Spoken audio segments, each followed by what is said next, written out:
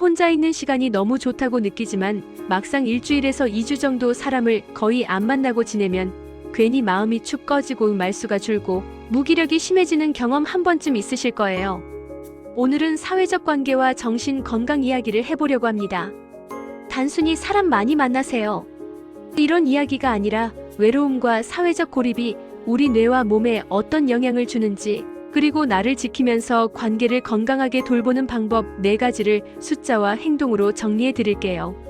최근 연구들을 보면 사회적 관계가 좋은 사람들은 그렇지 않은 사람들에 비해 우울과 불안이 적고 전반적인 사망 위험도 낮은 경향을 보인다는 결과가 반복해서 나오고 있어요. 어느 메타 분석에서는 사회적 관계가 좋은 것이 흡연을 줄이는 것 못지않게 사망 위험을 낮출 수 있다는 이야기까지 나옵니다. 오늘 영상 끝까지 보시면 나에게 지금 필요한 관계는 무엇인지, 어디서부터 정리하고 채워야 할지 조금 더 선명해지실 거예요. 1. 왜 사회적 관계가 정신 건강에 중요한가? 먼저 사회적 관계라고 해서 무조건 많은 사람을 만나야 한다는 의미는 아니에요.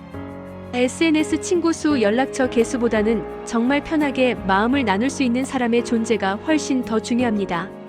정신건강의학과 현장과 여러 연구들을 보면 사회적 지지가 충분한 사람들은 스트레스 상황에서 우울과 불안으로 무너질 위험이 낮고 힘든 일을 겪더라도 회복 속도가 더 빠른 경향이 있어요.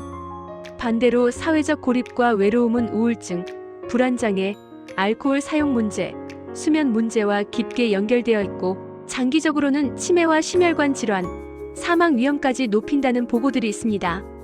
한 대규모 메타 분석에서는 사회적 고립과 외로움이 전체 사망과 암 사망 위험을 의미 있게 높였다고 보고했어요. 그러면 구체적으로 사회적 관계가 정신 건강에 어떤 식으로 작용하는지 4가지 흐름으로 볼게요. 2. 사회적 관계와 정신 건강 4가지 연결고리. 첫째, 외로움은 우울과 불안을 키우는 강력한 위험 요인입니다. 혼자 있는 것 자체는 문제가 아니에요. 문제는 나는 아무에게도 필요 없는 것 같다, 나를 이해해줄 사람이 없다 라는 주관적인 외로움의 느낌이에요. 연구들을 보면 외로움을 많이 느끼는 사람들은 우울증과 불안장애 위험이 뚜렷하게 높아지고 자존감과 삶의 만족도는 낮아지는 경향이 있습니다. 특히 은퇴 이후 2주에서 3년 사이에 사회적 역할이 갑자기 줄어들면 내가 쓸모없어진 것 같다 는 생각과 함께 우울이 심해지는 경우가 많아요. 외로움은 단지 기분이 우울한 정도에서 끝나지 않습니다. 생각이 점점 부정적으로 굳어지고 역시 아무도 나를 좋아하지 않아 같은 왜곡된 믿음이 강화되면서 사람을 더 피하고 그 결과로 외로움이 더 심해지는 악순환으로 이어지기 쉽습니다. 둘째, 사회적 고립은 정신 건강뿐 아니라 신체 건강과 수명에도 영향을 줍니다. 사회적 고립은 실제로 만나는 사람, 관계의 수와 빈도가 매우 적은 상태를 의미해요. 최근 여러 코호트 연구들을 모은 메타 분석에서 사회적 고립과 외로움이 있는 사람들은 그렇지 않은 사람들보다 전체 사망, 심혈관 질환, 일부 암 사망 위험이 의미 있게 높았다고 보고됐습니다. 또 다른 메타 분석에서는 사회적 관계가 좋은 사람들이 그렇지 않은 사람들보다 사망 위험이 낮았고 이 효과가 흡연을 줄이는 것에 버금갈 정도로 크다고 해석되기도 했어요. 이런 연구들은 사회적 관계가 단지 기분이 좋아지는 정도를 넘어서 심혈관계, 면역계, 호르몬 시스템 전반에 장기적인 영향을 준다는 것을 보여줍니다. 정신 건강과 신체 건강이 관계라는 다리로 서로 연결되어 있는 셈이에요. 셋째, 지지 관계는 질병과 위기에서의 회복을 돕습니다. 큰 수술, 암 치료, 정신과 입원 치료, 가족의 죽음처럼 인생의 큰 사건을 겪을 때 옆에 누가 있었는지가 회복 과정에 정말 큰 영향을 줘요. 가족, 친구, 동료, 치료진과의 관계가 지지적일수록 치료 계획을 더 잘 따르고 약을 규칙적으로 복용하고 재활 운동이나 상담 치료에 꾸준히 참여할 가능성이 높아집니다.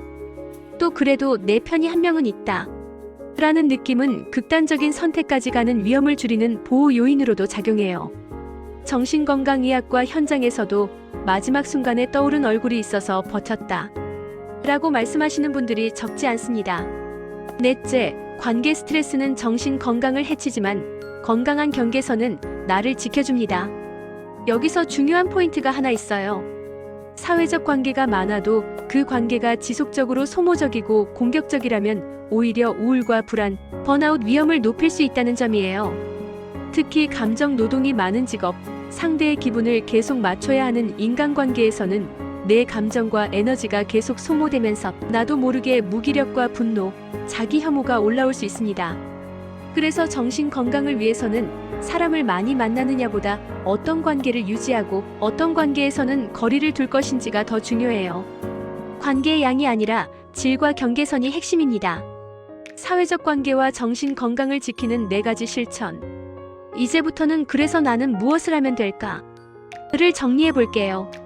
바로 시작할 수 있는 4가지 행동입니다. 첫째, 내 사회적 관계 지도를 한번 그려보세요. 오늘 저녁에 종이나 메모장의 가운데에 나를 적고 주변에 자주 연락하는 사람, 마음을 터놓을 수 있는 사람을 적어보세요. 한 사람도 떠오르지 않는다면 그 사실 자체가 관계 건강 검진이 필요한 신호라고 이해하시면 좋습니다. 이 지도를 기준으로 누구와의 연결을 조금만 다시 살려볼까?를 정해보세요. 둘째, 일주일에 최소 2번 통화 또는 2번 만남을 계획하세요. 대단한 모임이 아니어도 괜찮아요. 짧은 통화, 커피 한 잔, 점심 식사처럼 15분에서 1시간 사이의 가벼운 만남이면 충분합니다. 일주일에 2번 이상은 나에게 비교적 편안한 사람과의 시간을 스케줄에 미리 넣어두세요.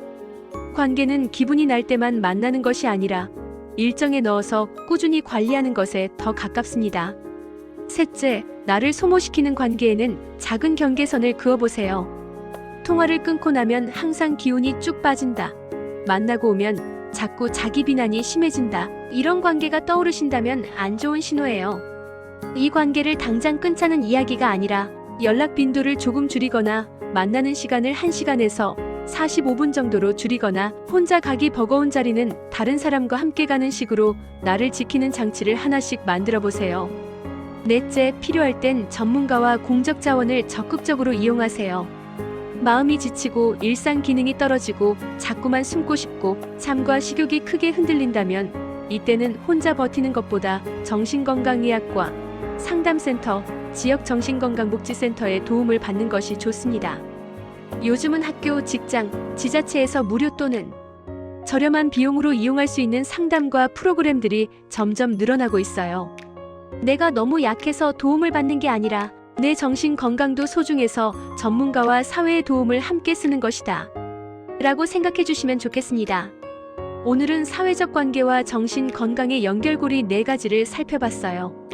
첫째, 외로움은 우울과 불안을 키우는 중요한 위험 요인입니다. 둘째, 사회적 고립과 외로움은 정신 건강뿐 아니라 심혈관 질환과 전체 사망, 위험까지 높인다는 연구들이 있습니다. 셋째, 지지관계는 큰 병이나 위기를 겪을 때 회복을 돕는 중요한 보호 요인입니다. 넷째, 관계가 많기만 하면 좋은 것이 아니라 관계의 질과 건강한 경계선이 정신 건강을 지키는 핵심입니다. 실천을 위해서 관계 지도를 그려보고 일주일에 2번 이상 편한 사람과의 시간을 계획하고 나를 소모시키는 관계에는 작은 경계선을 만들고 필요할 때는 전문가와 공적 자원을 적극적으로 이용하는 것부터 시작해보시면 좋겠습니다. 끝까지 시청해주셔서 감사합니다. 구독과 좋아요는 큰 힘이 됩니다. 건강과 정보는 언제나 당신의 건강을 응원합니다.